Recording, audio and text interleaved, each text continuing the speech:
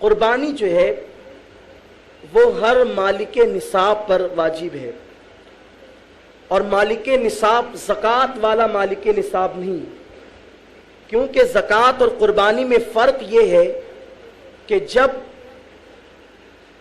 زکوٰۃ اس پر واجب ہوتی ہے، اس پہ فرض ہوتی ہے جس پر نصاب پر پورا 1 سال گزر جاتا ہے۔ جیسے مثال کے طور پر آج کی تاریخ کے حساب سے چاندی کی جو نصاب ہے وہ تقریباً 14.5 سے 15,000 بیٹھتی ہے، تو زکوٰۃ کس پر واجب ہوگی؟ آج اس کے پاس 15,000 روپے آئے، اب اس کے بعد پیسے بڑھتے ہی گئے حتیٰ کہ پھر یہی تاریخ آ گئی، یعنی 1 سال پورا نصاب پر گزر گیا، تو اس پر زکوٰۃ لازم ہوتی ہے، اسے زکوٰۃ دینا ہوتا ہے۔ مگر قربانی کا مسئلہ اس سے مختلف اور علیحدہ ہے۔ اگر قربانی کے ایام میں، مثال کے طور پر جو قربانی کے ایام ہے وہ 10، 11 اور 12، یہ 3 دن ہے، تو اب 10 تاریخ کو وہ فقیر تھا، فقیر سے مراد مانگنے والا نہیں بلکہ شرعی اصطلاح کے مطابق یعنی نصاب کا مالک نہیں تھا۔ اب اس کے بعد 11 تاریخ کی صبح میں یا دوپہر میں اس کے پاس اتنے پیسے آ گئے کہ 15,000 روپے کا وہ مالک ہو گیا، تو ایسی صورت میں اب 11 تاریخ کو اگر اس کے پاس پیسے آئے تو اس پر 1 قربانی واجب ہوگی، یعنی سال گزرنے کا اعتبار نہیں ہے۔ 11 کو نہیں آئے، 12 کی عصر سے پہلے اس کے پاس جو ہے وہ پیسے آ گئے، تو ایسی صورت میں اب بھی اسے قربانی کرنی ہوگی، یعنی قربانی کے ایام گزرنے سے پہلے اگر اس کے پاس اتنے پیسے آ گئے تو اس پر 1 قربانی واجب ہوگی۔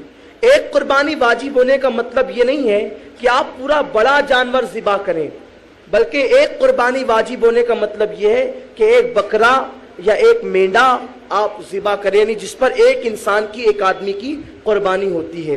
اسی طرح قربانی کے لیے جو جانور لیا جائے وہ خوبصورت ہونا چاہیے، خوبصورت ہو۔ خوبصورت سے کیا مراد؟ خوبصورت سے مراد یہ کہ قرآن مقدس نے اس کے بارے میں ایک اشارہ دیا ہے۔ قرآن کہتا ہے تسر الناظرین، کہ ایسا وہ خوبصورت ہو کہ پہلی ہی نگاہ اس پر پڑے تو دل کو اچھا لگ جائے، پہلی نگاہ پڑے اور دل کو اچھا لگ جائے، اور کوشش یہ کرے نہ وہ بچہ ہو نہ وہ بوڑھا ہو بلکہ درمیانی عمر کا ہو۔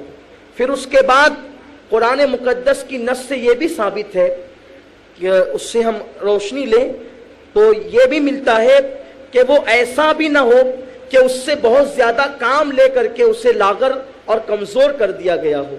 تو جانور خوبصورت فربا ہونا چاہیے۔ عام طور پہ جن جانوروں سے بہت کام لے لیا جاتا ہے ان کا پیٹ بہت بڑا ہو جاتا ہے اور جو ہے وہ بھدے نظر آنے لگتے ہیں۔ ایسے جانوروں کی قربانی کرنے سے قربانی تو ہو جائے گی مگر جو ہے وہ افضلیت اور جو قربانی کی شرائط اور جو قربانی کا حسن بتایا گیا ہے وہ جو ہے وہ اس میں ادا نہیں ہوگا۔ قربانی کا ثواب بھی ملے گا لیکن جو فربا جانور کی شان ہے وہ نہیں۔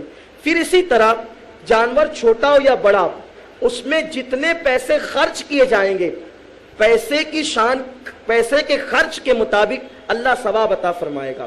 اگر کسی نے 10,000 کا جانور لیا اور اتنا ہی خوبصورت جانور جو ہے کسی نے 20,000 کا لیا، یا اس سے زیادہ خوبصورت کسی نے 20,000 کا لیا، حالانکہ وزن میں کم ہے مگر حسن میں اور پیسے میں زیادہ ہے، تو جس نے حسن اور پیسے زیادہ خرچ کیے اور زیادہ خوبصورت جانور لیا اسے ثواب زیادہ ملے گا۔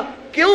اس لیے کہ اللہ کی بارگاہ میں تو نہ تمہارا خون پہنچتا ہے نہ تمہارا گوشت پہنچتا ہے بلکہ اللہ کی بارگاہ میں تمہارا تقوی پہنچتا ہے۔ یہاں ایک بات مجھے اب بھی یاد آئی، لوگ ہم پر اعتراض کرتے ہیں کہ تم غوث پاک کے نام سے مرغا ذبح کرتے ہو، غریب نواز کے نام سے بکرا ذبح کرتے ہو، کیا وہ پہنچتا ہے؟ کیا وہ پہنچتا ہے؟ ہم قربانی کس کے نام سے کرتے ہیں؟ امین القادری کے نام سے جو صبح سے لے کر شام تک ہزاروں گناہ کرتا ہے، ابا کے نام سے جو صبح سے شام تک لاکھوں گناہ کرتے ہیں، مرحومین کے نام سے جو گناہ کرتے کرتے مر گئے۔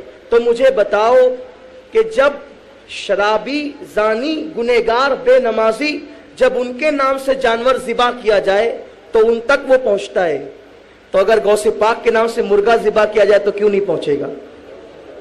गरीब नवाज के नाम से बकरा ज़िबा किया जाए तो क्यों नहीं पहुंचेगा? तो पता चला कि जानवर नहीं पहुंचता, अल्लाह ने तो अल्लाह तक भी नहीं पहुंचता तुम्हारे जानवर का खून और गोश्त, वो तो तुम ही खाते हो, मगर क्या पहुंचता है?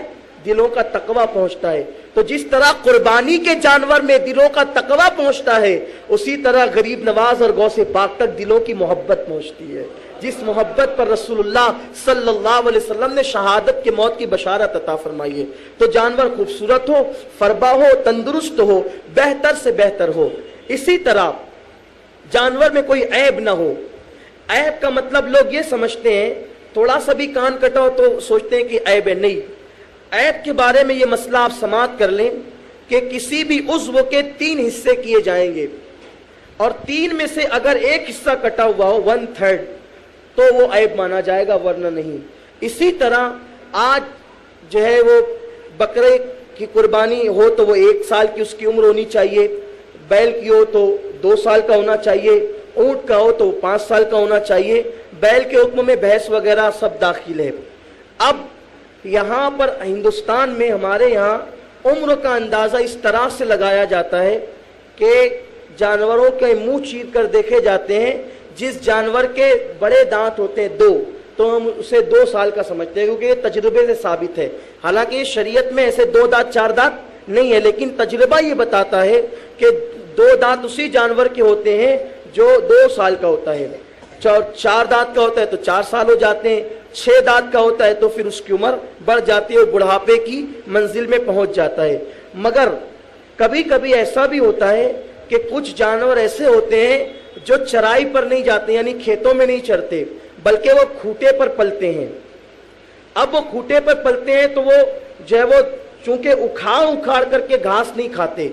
जानवर जब घास उखाड़ता है तो उखाड़ने में सामने के दांत इस्तेमाल होते हैं, तो वो जो दूध के दांत होते हैं वो टूट जाते हैं और फिर उसके बाद में बड़े दांत आते हैं, उसी को 2 दांत और 4 दांत कहते हैं। तो जानवर चूंकि इस तरह उखाड़ उखाड़ कर खाता है, मगर जो जानवर खूंटे पर पलता है, कभी कभी, हमेशा नहीं, कभी कभी ऐसा होता है कि चूंकि वो यूं ही आसानी के साथ खाता है, उसे उखाड़ना नहीं पड़ता, तो वो दांत उसके नहीं टूटते और वो सलामत रहते हैं। तो चूंकि वो जो दूध के दांत नहीं टूटते तो बड़े दांत नहीं आते।